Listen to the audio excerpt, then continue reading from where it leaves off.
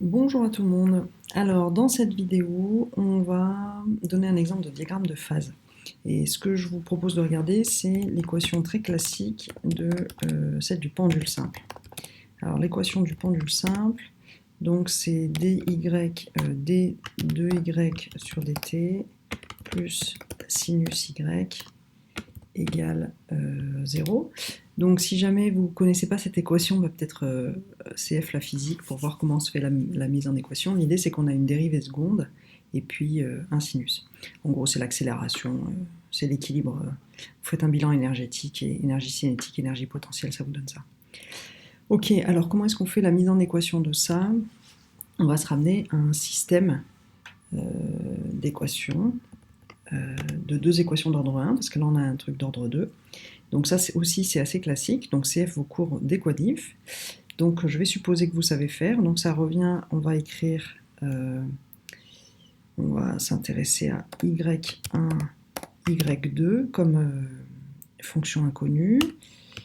On va dire, le grand classique c'est de dire que la dérivée de y1 par rapport au temps c'est égal à y2, ça sera notre première équation.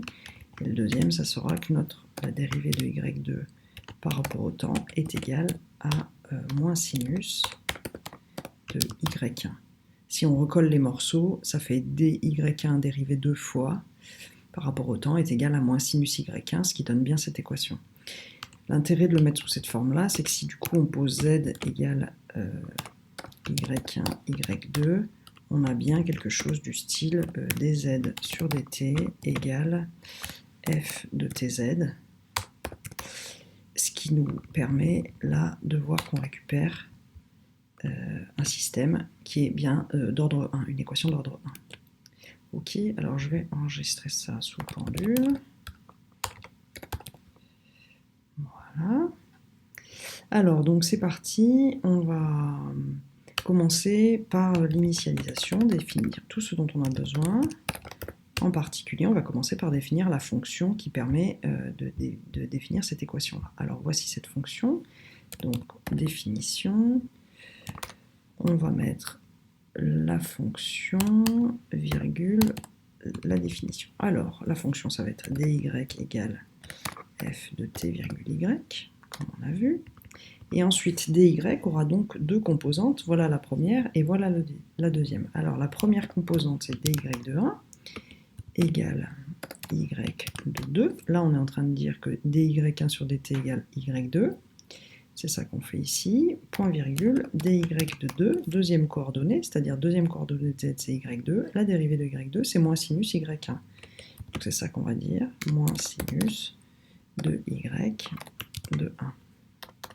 Donc voilà pour la définition de la fonction f.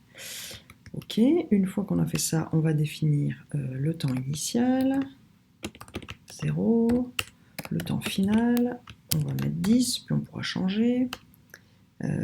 La valeur initiale de y, pour initialiser l'équation, on va mettre 0 pour la fonction et 1 pour la dérivée. Alors ça revient à dire que le pendule il est là et puis qu'on va le pousser avec une vitesse.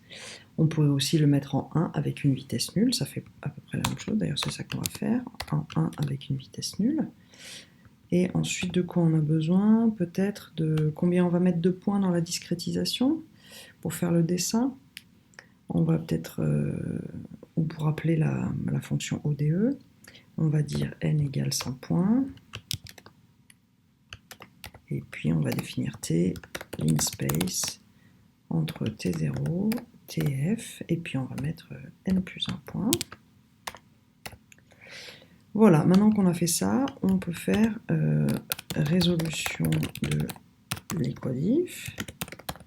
Donc là, vous pouvez mettre votre méthode préférée, donc ELR, explicite, implicite, tout ce que vous voulez. Là, pour faire simple, puisque mon intention c'est de vous montrer le diagramme de phase, on va simplement utiliser la fonction ODE de Scilab. Donc, mais vous pouvez la remplacer par n'importe quelle fonction de votre cru pour la résolution des équadifs. Donc voici la syntaxe pour ODE. On met la valeur en 0, le temps initial, le temps final. Non, pas le temps final, tout le vecteur du temps et la fonction f. Voilà, c'est ça qu'on fait.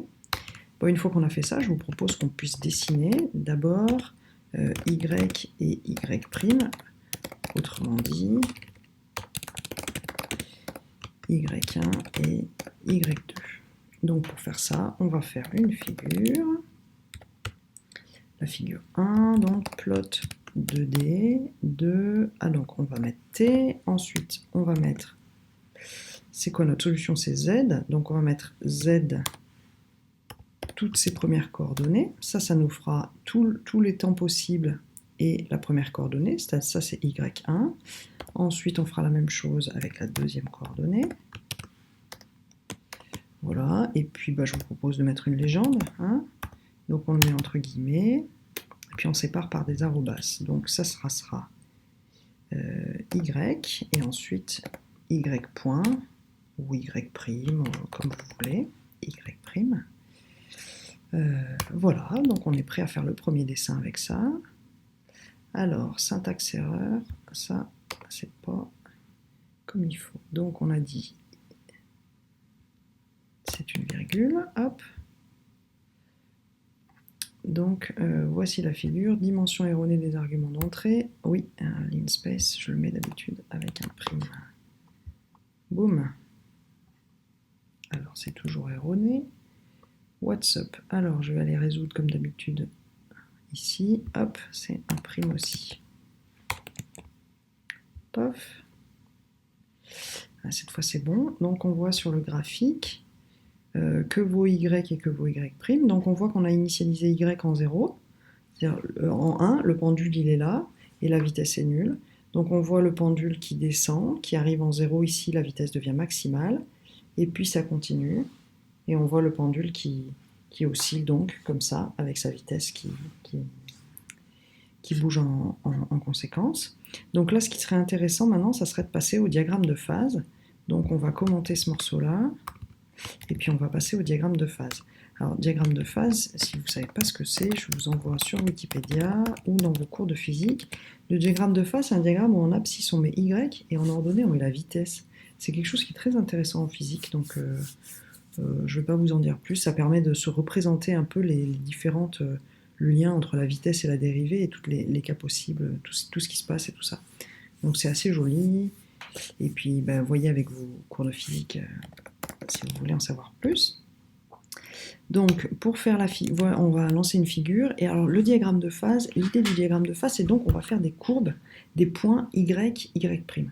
Donc, les points Y, Y', ça va nécessiter de résoudre des équations et trouver Y, Y'. Mais l'idée, c'est qu'on va prendre des conditions initiales toutes différentes. Et avec des conditions initiales toutes différentes, on va avoir plein de trajectoires possibles pour Y, Y'. Et le diagramme de phase, c'est ça. L'idée, c'est qu'on va toutes les regarder sur une seule figure. Donc, je vais faire une boucle. Enfin, je vais calculer une centaine de trajectoires. Donc, je vais dire m égale 100, et ensuite, je vais faire une boucle pour k égale 1 à m. Et à chaque fois, je vais lui demander de résoudre une équation différentielle.